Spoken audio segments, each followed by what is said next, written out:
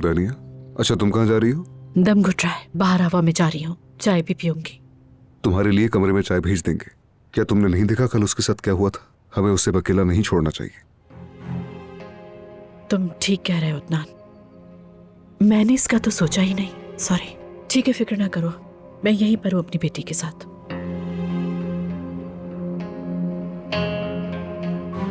तुम अपनी बीवी के साथ नाश्ता कर सकते हो और मैं चाय भी नहीं पी सकती, ठीक है?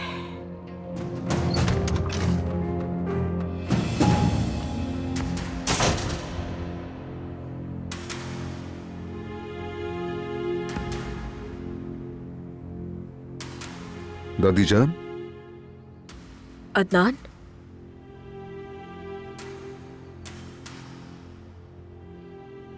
तुमने मुझे बताया क्यों नहीं?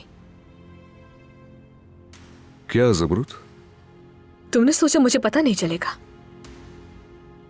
आपने इसे क्या बताया है? अजमत साहिबा पे गुस्सा मत करो, मैंने पूछा तो इन्होंने बताया।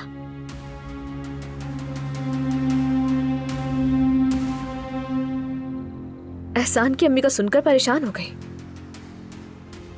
एहसान की अम्मी? बिल्कुल, बहुत अफसोस हुआ। सुना है वो गांव चला गया। उसने बहुत अच्छा फैसला किया।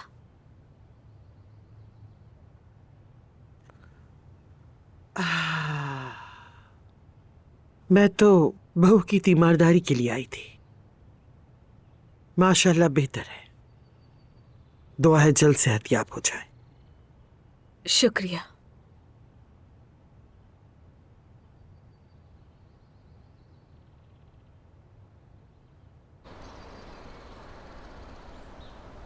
दादी जान, मेरी खैर मौजूदगी में आप वहां पर क्यों गई थी? मैं तो बस खैरियत पूछने आई थी। तुम यहाँ नहीं थी, मैं क्या करती? आपने कुछ कहा तो नहीं उसे? तुमने कहा था कि कुछ ना बोले, तो हमने जबान बंद रखी। बेहतर होगा कि आप उससे कम से कम मिला करें, एहतियात के तौर पर। समझ गई बेटा।